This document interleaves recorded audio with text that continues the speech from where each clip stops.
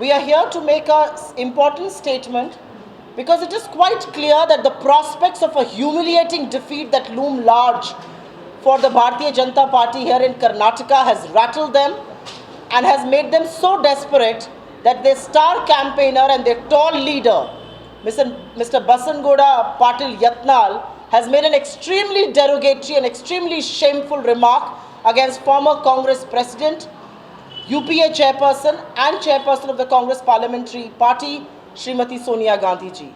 He has the audacity to call her a Vishkanya and call her a Pakistan and Chinese agent.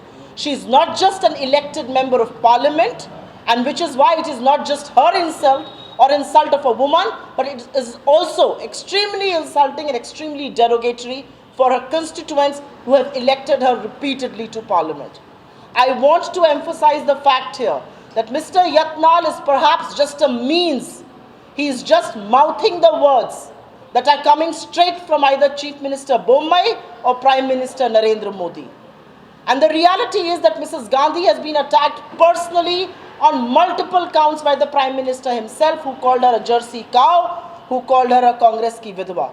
But who is Mrs. Gandhi? Srimati Sonia Gandhi ji is an elected member of parliament. She is a former Congress president.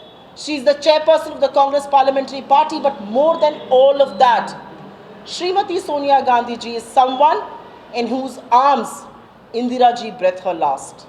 When she was shot at with 32 bullets and she was bleeding, she breathed her last in Sonia ji's arms. Sonia ji is the widow of former Prime Minister Rajiv Gandhi, a man who made the supreme sacrifice for this country, a martyr's widow, and this is what they say about her.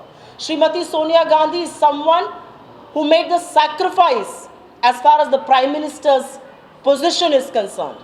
The election was her mandate. She is someone who has given this country path-breaking reforms, whether it is Manrega, the right to work in rural areas, or whether it is right to information, right to education, right to food. These are path-breaking reforms.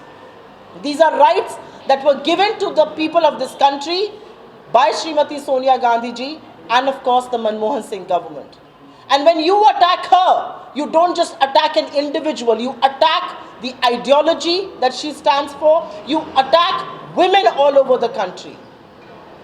And if the Prime Minister is not patronizing Mr. Yatnal, because truth be told, Mr. Yatnal seems to be the blue-eyed boy of none other than Prime Minister Modi himself. And which is why questions will be raised. And the country today, which is enraged, wants to know, what is the Prime Minister's stand on this? Why is the Prime Minister quiet? And is his silence really the political patronage that he's giving to Mr. Yatnal?